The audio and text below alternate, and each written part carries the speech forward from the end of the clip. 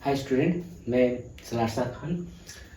सलारसा खान और आज मैं आप लोगों के लिए नया चैप्टर लेसन 25 जो हाइट एंड डिस्टेंस है, जो सबसे इम्पोर्टेंट चैप्टर है, जिसमें से एक क्वेश्चन लॉन्ग जो है वो 2 आएगा, जिसमें से एक क्वेश्चन करना रहेगा 5 मार्क्स का, और एमसीक्यू शॉर्ट टाइप तो अलग ही रहेगा। इसलिए हाइट एंड डिस्टेंस जो है बहुत ही ज़्यादा इम्पोर्टेंट चैप्टर है, जिसको अच्छी तरीक़ा से समझना है। तो इसको समझने के लिए जो हम अगले वीडियोस में बनाए थे, साइन कोस थीटा का फार्मूला, फिर साइन 30 साइन 60 डिग्री का फार्मूला, वो फार्मूला सब जो है इसमें हाइट एंड डिस्टेंस में काम आएगा।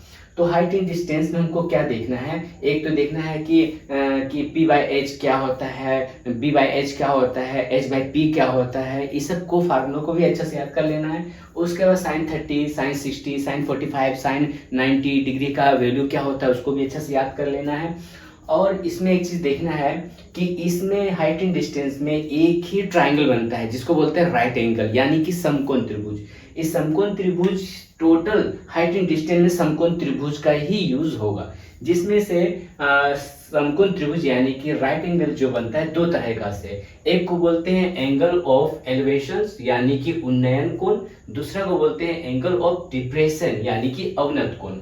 तो उन्नयन कोण किसको बोलते हैं, जैसे कि कोई हम नीचे हैं, नीचे से हम ऊपर की ओर देख रहे हैं, वो नीचे से ऊपर की ओर देखना, तो उसको हम लोग क्या बोलते हैं, उन्नयन कोण यानी कि एंगल ऑफ एलिवेशन बोलते हैं। यानी कि जैसे कि मान लिया कि ये एक लाइन है, ये लाइन है, और ये जो है मान लिया कि एक ट्री है, यहाँ पर पेड़ है, तो हम क्या इस जगह में यहाँ से पेड़ का ऊपरी भाग को देखेंगे, तो इसको हम लोग बोलते हैं क्या चीज, उन्नयन कोण। मतलब कोई भी चीज को हम नीचे से ऊपर की ओर देखते हैं तो उसको बोलते हैं उन्नयन कोण यानी कि एंगल ऑफ एलिवेशन बोलते हैं। ठीक है, अगर हम किसी छत में है या पेड़ में है, पेड़ के ऊपर से अगर हम नीचे की ओर देखते हैं तो उसको बोलते हैं एंगल ऑफ डिप्रेशन यानी कि अवनत कोण। ऊपर से नीचे की ओर देखना अवनत कोण यानी कि एंगल ऑफ डिप्रेशन बोलते हैं। बस ये 2 एंगल को ही याद रखना है कि नीचे से ऊपर देखेंगे तो उन्नयन कोण यानी कि एंगल ऑफ एलिवेशन, और ऊपर से नीचे की ओर देखेंगे तो हो जाएगा डिप्रेशन यानी कि अवनत कोण। ये 2 एंगल को याद रखना है। अब इस एंगल के अनुसार से ही जो है मैथ्स सॉल्व होगा। तो इसमें क्या है, फर्स्ट क्वेश्चन को देखना है बुक में, क्या कितना बड़ा क्वेश्चन है, उतारना जो है बहुत ज़्यादा टाइम वेस्ट होगा, इसलिए आप लोग अपना अपना बुक में देख लेंगे। पेज नंबर 326 का परीक्षण कर देखें 25। इसमें क्या है, 1 नंबर क्वेश्चन है। इसमें सबसे इंपॉर्टेंट है कि लाइन को पढ़ करके एक डायग्राम बनाना, ट्राइंगल बनाना, अब किस एंगल में क्या चीज होगा उसको अच्छा समझना है, तब मैथ्स जो है इजी से बन जाएगा। तो यहाँ फर्स्ट नंबर क्वेश्चन स्टार्ट करते हैं। जैसे यहाँ पे दिया है, एक नारियल के पेड़ के निचले सिरे से, है ना, मतलब क्या बोल रहा है यहाँ पे क्वेश्चन, एक नारियल के पेड़ के निचले सिरे से जमीन के समानांतर 20 मीटर की दूरी पर स्थित एक बिंदु के सापेक्ष पेड़ का ऊपरी भाग का उन्नयन कोण यदि 60 डिग्री हो तो पेड़ की ऊंचाई ज्ञात करो। यानी कि पेड़ का हाइट पूछ रहा है, तो इस तरह से क्वेश्चन को पढ़ के ही डायग्राम को बनाना पहले से अच्छा समझना है कि यहाँ क्या बोल रहा है, एक नारियल का पेड़ निचले पेड़ के निचले सिरे से जमीन के समानांतर, यानी कि मान लीजिए कि ये एक जमीन है, एक जमीन है, जमीन से बोले एक नारियल का पेड़ जो है जमीन के ऊपर में क्या है, एक नारियल का पेड़ है।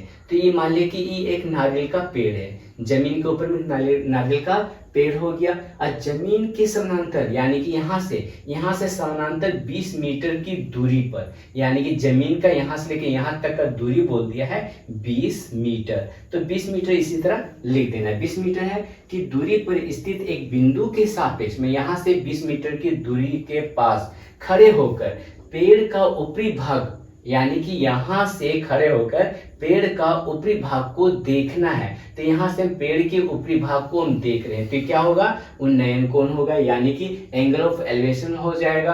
तो यहाँ से यहाँ देख रहे हैं तो उन्नयन कोण हो गया। उन्नयन कोण यदि 60 डिग्री का हो, अब जब यहाँ से हम यहाँ देख रहे हैं तो ये झुकाव जो है कितना डिग्री का एंगल बन रहा है, वो 60 डिग्री का। तो यहाँ लिख देना है 60 डिग्री, ठीक ना। हो तो पेड़ की ऊंचाई ज्ञात करो। अब यहाँ पे पेड़ का ऊंचाई कौन है, हाइट का है, ये पेड़ का ही हाइट है, तो ये हाइट को निकालना है जो ये क्वेश्चन मार्क हो जाएगा।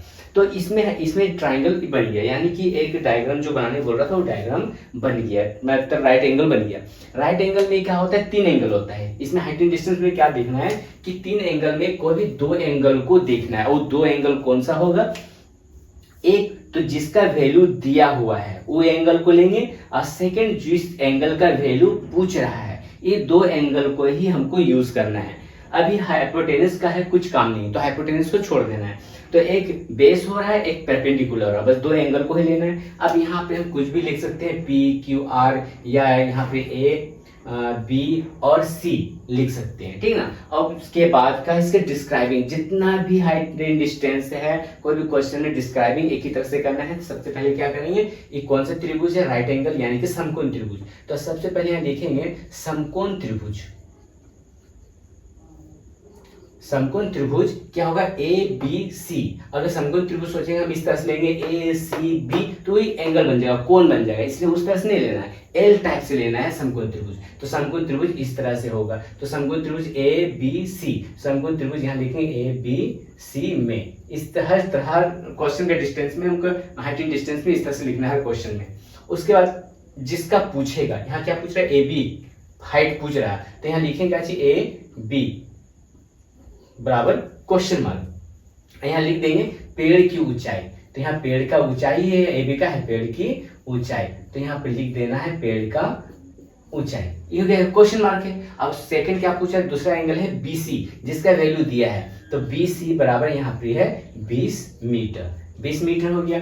अब यहाँ पे का एक एंगल को पूछ रहा है, दूसरे एंगल का वैल्यू दिया हुआ है, तो अब क्या करेंगे, अब कोण को निकालेंगे। इस तरह से कोण होता है, तो यहाँ पे ध्यान देना है कि इस तरह से लिखेंगे, कोण का साइन देंगे और उसके यहाँ लिखना है ए सी बी, तो यहाँ लिख देना है ए सी बी, जो कितना डिग्री का एंगल है, 60 डिग्री का। तो यहाँ इक्वल दे बिना ही ए सी बी 60 डिग्री लिख देना है। उसके बाद इक्वल का साइन देना है, उसका देखना है जिसका वैल्यू पूछ रहा है उसको ऊपर रखना है। तो वैल्यू किसका पूछ रहा है, ए बी का वैल्यू पूछ रहा है ना। तो ए बी को ऊपर में रखेंगे और जिसका वैल्यू दिया हुआ है 20 मीटर, तो उसको नीचे रखेंगे, यानी कि बीसी जो है नीचे रहेगा। हमेशा याद रखना है जिसका वैल्यू, जिस एंगल का वैल्यू पूछ रहा है ए बी, तो ए बी को बटा के ऊपर में रखना है, और बीसी का वैल्यू दिया हुआ है उसको नीचे में रखना है, ठीक। अब यहाँ पे देखना है कि ए बी हो गया परपेंडिकुलर और बी सी हो गया बेस, तो P बाई बी, तो P बाई बी हो रहा है, यहाँ पे ब्रैकेट समझाने के लिए लिख दे रहे हैं कि P बाई बी हो रहा है। तो P बाई बी यानी परपेंडिकुलर बाई बेस, फार्मूला क्या होता है, P बाई बी को यहाँ पे देखेंगे, इस जगह में फार्मूला यूज करेंगे। तो यहाँ का P बाई बी का होता है 10 होता है, तो यहाँ पे लिख देना है 10, P बाई बी 10, तो 10 और थीटा की जगह में 60 डिग्री उतार देंगे, ए सी बी की जगह में 10 कर दिए, 60 का 60 डिग्री उतर गया, इक्वल ए बी का वैल्यू कुछ नहीं है, तो ए बी का ए बी ही उतर जाएगा। और बी सी क्या है, बी सी 20 मीटर है, तो यहाँ 20 मीटर कर दिए, ठीक ना। अब यहाँ पे है 1060 का वैल्यू, तो 1060 का वैल्यू देखना है क्या चीज है,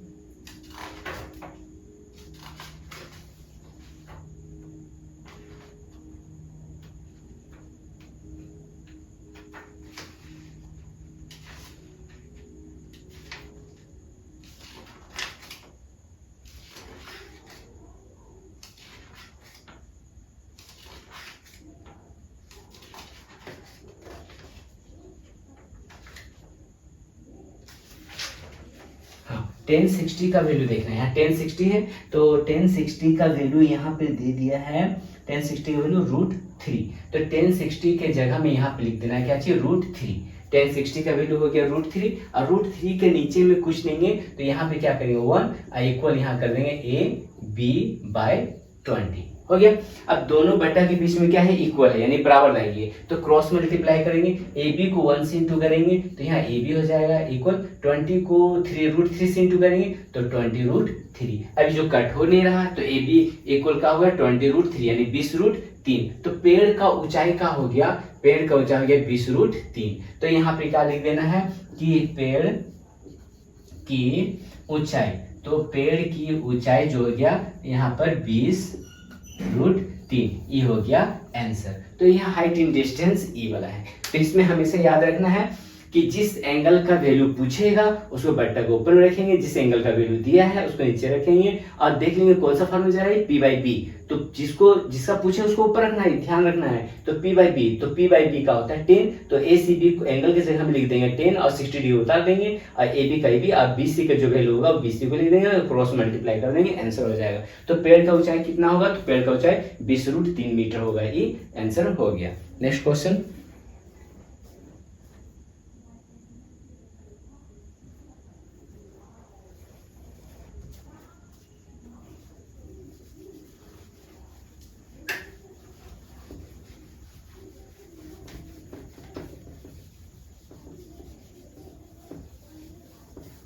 अब यहाँ पे नेक्स्ट क्वेश्चन जो है,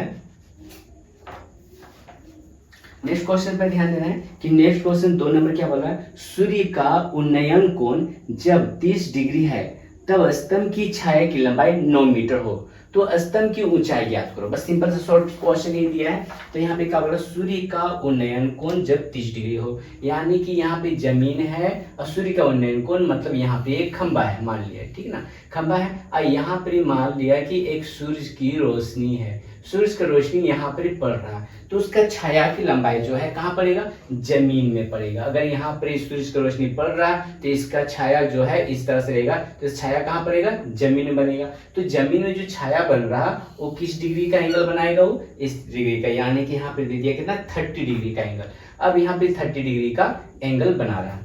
अब रहा यहाँ पे सूर्य का उन्नयन कोण जब 30 डिग्री है तब स्तंभ की छाया, यानी कि एक पोल है या कोई भी खंबा है या पेड़ है कुछ भी हो, तो इसका छाया यानी परछाया जो है वो बन रहा है 30 डिग्री का एंगल पर बन रहा है। लेकिन अब यहाँ पे देखना है कि स्तंभ की छाया की लंबाई 9 मीटर है, तो ऊंचाई ज्ञात करो। ऊंचाई तो ज्ञात करने बोल ही रहा, अब स्तंभ की छाया की लंबाई 9 मीटर है, तो स्तंभ की छाया कहाँ होगा, बहुत कोई बोलेगा कि ई छाया है, तो ई छाया नहीं है, इसका जो मान लिया कोई एक पेड़ है और इसका छाया जो बनेगा कहाँ बनेगा, जमीन में बनेगा।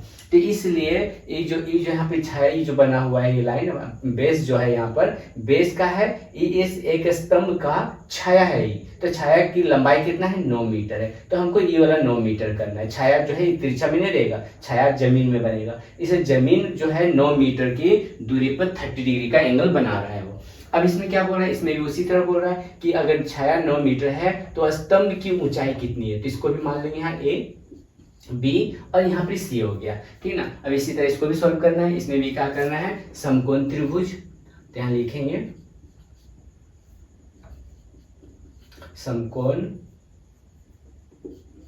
त्रिभुज ABC में, तो यहाँ लिख देना ABC में, ABC समकोण त्रिभुज हो गया। अब जिस एंगल का वैल्यू पूछ रहा है, क्या पूछ रहा है, AB का वैल्यू पूछ रहा है, तो यहाँ पे लिखेंगे AB बराबर क्या है, क्वेश्चन मार्क, और यहाँ BC दिया है 9 मीटर, तो यहाँ लिख देंगे BC बराबर यहाँ हो गया 9 मीटर हो गया। अब यहाँ पे क्या लिखेंगे, कोण, एंगल क्या बन रहा है यहाँ से ACB, तो यहाँ लिख देंगे कोण ACB, तो यहाँ लिख देना है ACB जो कितना डिग्री है, 30 डिग्री। अब जिसका पूछेगा उसको ऊपर, यानी कि AB का वैल्यू पूछ रहा है, तो यहाँ लिखेंगे AB, अब बटा में क्या हो जाएगा BC, तो यहाँ लिख देना है BC हो गया। तो P/B क्या होता है, P/B 10 होता है, तो यहाँ लिख देना है P/B, यानी कि यहाँ पे हो जाएगा 10 30 डिग्री इक्वल AB, तो AB का वैल्यू यहाँ कुछ नहीं है, तो AB का AB उतर जाएगा और BC का वैल्यू है 9 मीटर, तो यहाँ लिखेंगे 9 मीटर, ठीक ना। अब यहाँ पे देखना है 1030, तो 1030 का वैल्यू यहाँ पे हो जाता है 1/√3, ठीक ना। तो यहाँ 1030 है, तो यहाँ 1030 का वैल्यू हो जाएगा 1/√3 इक्वल AB बाय 9 मीटर, तो यहाँ हो जाएगा 9 मीटर हो गया। अब इसमें क्या है, दोनों बटा के बीच में इक्वल दे दिया, यानी क्रॉस मल्टीप्लाई करेंगे, तो AB को √3 से इंटू करेंगे तो यहाँ पे क्या हो जाएगा, √3 AB हो जाएगा, और इधर से इंटू करेंगे तो यहाँ पे 9 हो जाएगा। अब AB और √3 इंटू में है, इसलिए क्या करेंगे, AB को हम यही साइड छोड़ देंगे 9/√3। अब इसे क्या करना है, कर्णीय निवारण करना है, तो यहाँ पे इंटू देने के बाद यहाँ √3 बाय और यहाँ √3 हो गया। अब इसको इंटू करेंगे तो यहाँ पे क्या हो जाएगा कि AB बराबर 9 को √3 से इंटू करेंगे तो 9√3, और यहाँ √3 मिलके क्या हो जाएगा 3 9, यानी कि यहाँ पे क्या हो गया, AB बराबर हो गया 3√3। इतना हो गया। यानी कि पूछ रहा था यहाँ स्तंभ की ऊंचाई कितनी है, तो स्तंभ की ऊंचाई हो गया यहाँ पे 3√3। तो यहाँ लिख देना है स्तंभ की ऊंचाई, स्तंभ की ऊंचाई हो गया 3√3 मीटर। तो ये हो गया आंसर, यानी कि सेकेंड नंबर क्वेश्चन भी हो गया।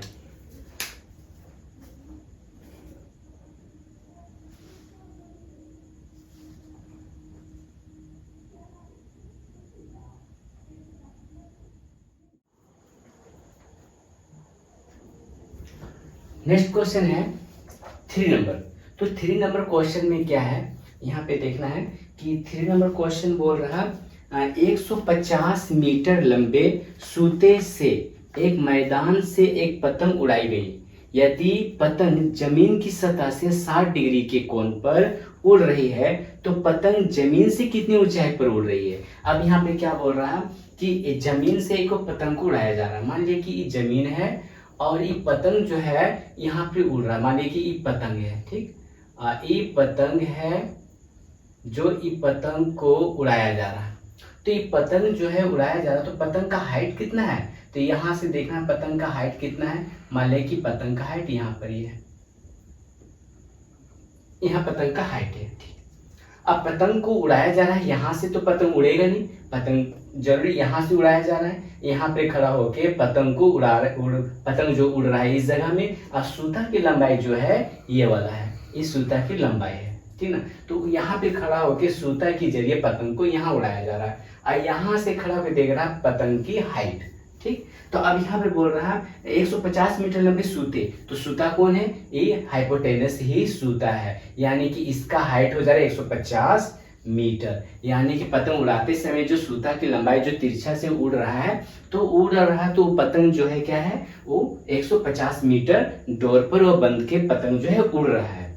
अब यहाँ यदि पतंग जमीन की सतह से 60 डिग्री कोण बना रहा है। अब यहाँ से जो पतंग उड़ रहा है, यहाँ लड़का खड़ा है पतंग उड़ा रहा है, तो 3 डिग्री कितना बना रहा है, इस 60 डिग्री का एंगल बना रहा है। 60 डिग्री का एंगल हो रहा है। कौन उड़ रही है, तो पतंग जमीन से कितनी ऊंचाई पर उड़ रही है, तो यहाँ से पतंग का हाइट कितना है, ये क्वेश्चन मार्क है। तो इसमें क्या करना है, लिखेंगे फिर इसमें इसी तरह की A, B और C कर देना है, ठीक ना। अब यहाँ पे क्या करना है, कौन सा त्रिभुज, समकोण त्रिभुज। तो यहाँ लिखेंगे समकोण त्रिभुज, समकोण त्रिभुज ABC में। तो यहाँ ABC में, जिसमें AB क्वेश्चन मार्क है, यानी कि AB को लेना है हमको। तो AB जो है क्वेश्चन मार्क, जो पतंग की ऊंचाई है, और उसके बाद BC यानी कि बेस का कोई काम नहीं है। एक का वैल्यू पूछ रहा है परपेंडिकुलर का, हाइपोटेनस दिया हुआ है। तो यहाँ पे लेंगे किसको, AB को लेंगे और AC को लेना है। तो यहाँ पे लिखेंगे AC इक्वल है 150 मीटर, ठीक। अब यहाँ पे कोण बनाना है, कोण क्या होगा, कोण हो जाएगा ACB। तो यहाँ लिखेंगे कोण ACB जो कितना डिग्री का बनाना है, 60 डिग्री। अब इक्वल में क्या करनी है, जिसको पूछेगा उसको ऊपर में रखना है, पैटर्न है ऊपर में। तो यहाँ AB को पूछ रहा है, तो AB को ऊपर रखना है और नीचे में क्या है, AC का वैल्यू जो निकला हुआ है, तो यहाँ पे लिख देना है AC। अब देखना है कि इसको निकालना, इसको ऊपर है इसको नीचे, यानी कि क्या हो रहा है, P/H। तो P/H का होता है, P/H होता है साइन थीटा। तो P/H साइन थीटा, तो यहाँ P/H है, इसलिए ACB 60 डिग्री के जगह में साइन लिखेंगे और 60 डिग्री को उतार देंगे इस तरह से। अब यहाँ पे देखना है AB का, तो AB ही उतर जाएगा और AC के जगह में क्या है, 150 मीटर, 150 मीटर हो गया। अब यहाँ पे देखना है कि साइन 60 का वैल्यू यहाँ पे क्या है, तो यहाँ साइन 60 का वैल्यू हो जा रहा √3/2। तो साइन 60 के जगह में क्या लिखेंगे, √3/2 इक्वल में यहाँ लिख देंगे AB/150। अब इसमें क्या करना है, क्रॉस मल्टीप्लाई कर देना है। तो AB को 2 से इंटू करेंगे तो 2AB इक्वल 150 को √3 से इंटू करेंगे तो 150√3 हो जाएगा। अब यहाँ का AB और 2 जो है इंटू में है, इसलिए मैं यहाँ पे क्या करना है कि AB को यही साइड छोड़ देंगे, 150√3। अब नीचे में क्या कर देंगे, 2 आ जाएगा। अब ऊपर नीचे जो कट हो जाएगा, 2 25 10, यानी कि A और B बराबर हो गया 75√3। यानी कि पतंग की ऊंचाई कितना है, 75√3 मीटर। तो यहाँ लिख देना है कि पतंग की ऊंचाई जो है 75√3 मीटर। ये हो गया आंसर, बस यही पूछ रहा था। तो 3 नंबर क्वेश्चन ये सॉल्व हो गया। ठीक, नेक्स्ट क्वेश्चन है 4 नंबर। तो 4 नंबर क्वेश्चन पर ही देखना है क्या चीज बोल रहा है, तब तक क्वेश्चन पढ़ लेना है।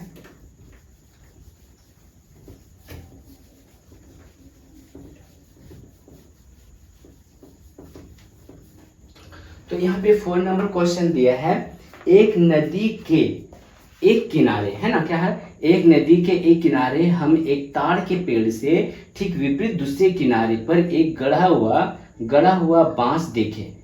इस बार नदी के किनारे उस बांस से सीधी रेखा में 7√3 मीटर जाने पर देखते हैं कि नदी के किनारे के सापेक्ष पेड़ का निचला सिरा यदि 60 डिग्री के कोण पर स्थित हो तो नदी कितनी चौड़ी है। अब इसमें भी कैसे बनाना है कि मान लिया कि ये है नदी का साइड का किनारा, आई है नदी का उस तरह का भाग यानी चौड़ाई, ये नदी का चौड़ाई है, ठीक ना। अब नदी का खूंटा उस टाइप में उस तरफ में है, यहाँ से नदी का को देख रहा किनारा को जो बन रहा है इस तरह का एंगल जो बना रहा है, यहाँ पर जो है 60 डिग्री का एंगल बना रहा है। ठीक, अब बोल रहे हैं यहाँ पर नदी जो है बांस से सीधी रेखा से 7√3 मीटर है, यानी यहाँ से यहाँ तक का सीधी रेखा जो है 7√3 मीटर है। ठीक ना, देखते हैं नदी के किनारे के सापेक्ष पेड़ का निचला सिरा 60 डिग्री का कोण बना दिया, तो कोण पर स्थित हो तो नदी कितनी चौड़ी है। तो नदी की चौड़ाई क्या है, एक नदी की चौड़ाई ये वाला है, एक ही नदी की चौड़ाई ये वाला है। तो यहाँ पे क्या करें, नदी की चौड़ाई ये वाला है, यानी कि क्वेश्चन मार्क है, यहाँ ए बी और यहाँ सी है, तो ए बी सी हो गया। ठीक ना, अब इसमें से देखना है कि क्या करना है, इसको पूछना है, इसका वैल्यू दिया है यानी कि P/B हो जाएगा। तो P/B क्या होता है, 10 ही होता है। तो अब यहाँ पे क्या लिखना है, इसी तरह समकोण त्रिभुज, कितना 4 नंबर क्वेश्चन है, तो यहाँ लिखना है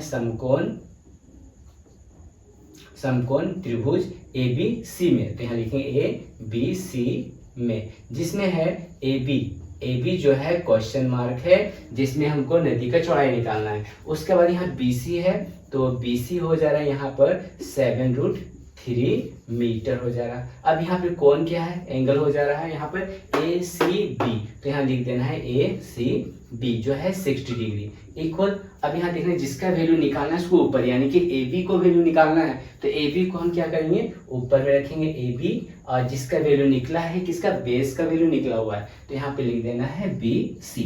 अब यहाँ देखना कौन सा फार्मूला यूज हो रहा है, P/B, तो P/B क्या होता है, 10 होता है, तो हमको 10 का फार्मूला यूज करना है। तो यहाँ पे 10 60 डिग्री, तो यहाँ पे लिख देना है 10 60 डिग्री इक्वल, और AB का तो वैल्यू है नहीं, AB अपना इसे उतर जाएगा। अब BC है, तो BC का वैल्यू है 7√3 मीटर, 7√3 मीटर हो गया। अब यहाँ देखना है कि 1060, तो 1060 का वैल्यू यहाँ पर हो जा रहा है √3, 1060 का वैल्यू हो जाता है √3, नीचे कुछ नहीं 1 इक्वल में यहाँ हो जाएगा AB/7√3। अब यहाँ पे क्या करना है, क्रॉस मल्टीप्लाई, तो AB को 1 से इंटू करेंगे, तो यहाँ पे क्या हो जाएगा, AB हो जाएगा इक्वल √3 को 7√3 से इंटू करेंगे। करने का मतलब बताए थे कि बिना रूट प्लस जो 7 है इसे उतर जाएगा, और इंटू यहाँ पे देना है, और √3 मिलके क्या होता है 3 हो जाएगा, रूट जो है खत्म हो जाएगा। अब यहाँ पे क्या करना है, AB इक्वल 7×3 = 21, मतलब 21 मीटर चौड़ा नदी है। नदी का चौड़ाई कहते हैं 21 मीटर है, तो यहाँ पे लिख देना है नदी की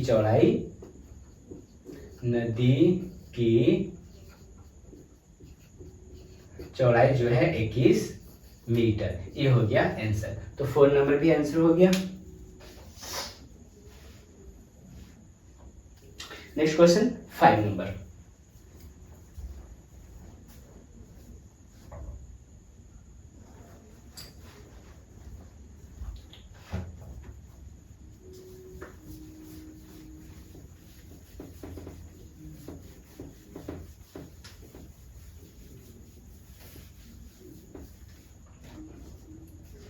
नेक्स्ट क्वेश्चन जो है 5 नंबर, इसमें क्या है, तूफान में टेलीग्राफ का खंभा मिट्टी से कुछ ऊंचाई पर मुड़कर उसका अगला भाग उसके निचले सिरे से 8√3 मीटर की दूरी पर मिट्टी को स्पर्श कर जमीन से 30 डिग्री का कोण बना रहा है। तो बताएं कि खंबा मिट्टी से कितनी ऊंचाई पर टूटा है और खंबे की मूल ऊंचाई ज्ञात करो। तो यहाँ पे क्या होगा, 8√3 मीटर की दूरी पर मिट्टी को स्पर्श कर रहा है, यानी कि यहाँ पे क्या है, एक ही जमीन है, ये एक खंबा है, यानी कि पोल भी बोल सकते हैं, ठीक ना। अचानक जो है आंधी चल रहा, आंधी चलने से क्या होता है, बहुत कुछ खंबा पेड़ जो है जड़ से उखड़ जाता है। अब बहुत कुछ जो होता है कि जड़ से नहीं खत्म होता है, बल्कि बीज कमजोर होता है तो बीज से ही टूट जाता है। टूट के अलग नहीं होता है, बल्कि क्या हुआ, यहाँ से मुड़ करके उस जमीन में आके टच होता है, ठीक ना। तो ही चीज बोल रहा कि एक खंबा है, एक जमीन है, आंधी चलने के कारण जो है एक खंबा का बीच से वो आंधी में टूट जाता है, यानी कि अलग नहीं होता है, इसी में टच है, लेकिन इसमें से का वो टूट करके लटक जाता है, जमीन के अंदर में लटकते हुए टच करता है। तो ये टूटा हुआ भाग जो यहाँ से यहाँ तक टूटा जो है, वो टूटा हुआ भाग कहाँ है, नीचे आके लटक रहा है जमीन में। तो यहाँ पे क्या हो जाएगा, ये टूटा हुआ भाग हो जा रहा है, इस तरह से ये टूटा हुआ भाग हो जा रहा है, टूटा भाग जो है यहाँ पे आके वो टच कर रहा है जमीन में। तो वो टूटा हुआ भाग जो जमीन में टच कर रहा है, तो कितना डिग्री का एंगल बना रहा है, वो 30 डिग्री का। तो यहाँ 30 डिग्री का एंगल बना रहा है। अब बोल रहा जो टूट करके यहाँ पे टच कर रहा है, तो जमीन में कितना दूरी पर वह टच कर रहा है, तो 8√3 मीटर की दूरी पर टच कर रहा है, 8√3 मीटर की दूरी पर जमीन में वो टच कर रहा है।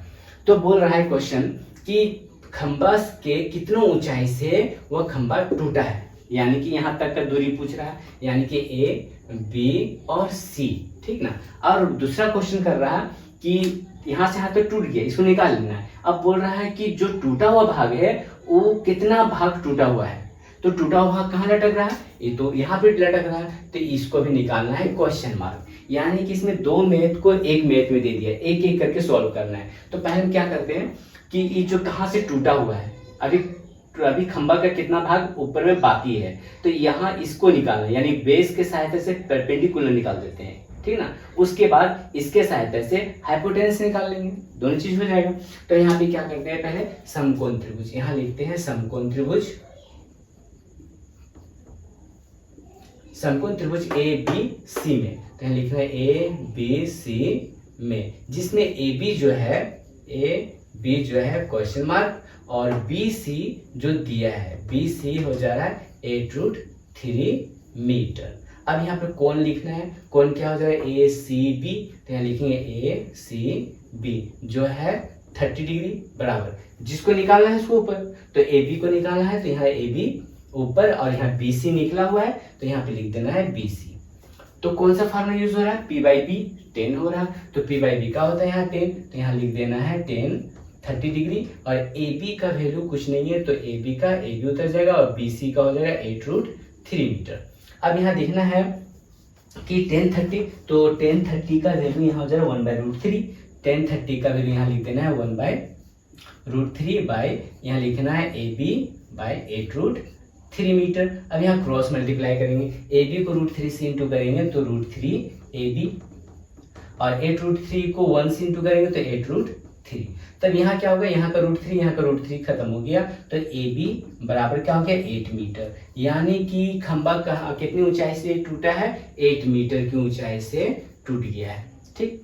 अब टूटा हुआ भाग का लंबाई कितना है, तो टूटा हुआ भाग की लंबाई तो यहाँ लटक रहा है। अब इसको सॉल्व करेंगे, यहाँ पर भी लिखेंगे समकोण त्रिभुज, समकोण त्रिभुज क्या हो जा रहा है, ABC ही लेना है, तो ABC में हो जा रहा है। अब यहाँ पे किसको निकालना है हमको, AC को निकालना है, तो AC बराबर है क्वेश्चन मार्क, और BC निकला है, तो यहाँ BC हो जा रहा है 8√3 मीटर, ठीक ना। अब यहाँ देखना है कि H/B का होता है, H/B का होता है, यहाँ पे बताए थे फार्मूला कैसे निकाला जाता है, तो यहाँ पे हो जाएगा पाकिस्तान भूखा प्यासा, हिंदुस्तान हरा भरा। अब यहाँ लिखना साइन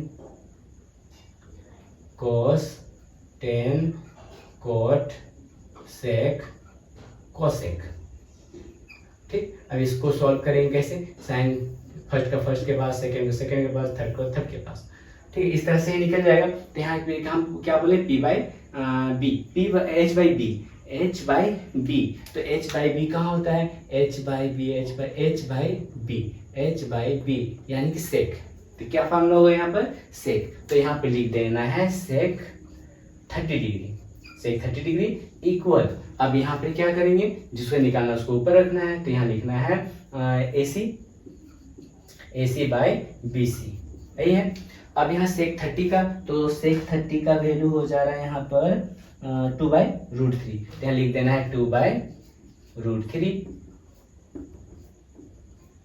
ठीक। और इक्वल में AC उतर गया और BC का वैल्यू है 8√3। अब क्रॉस मल्टीप्लाई करते हैं, इधर से इंटू करेंगे तो √3AC, इधर से इंटू करेंगे तो 8 2 जा 16√3।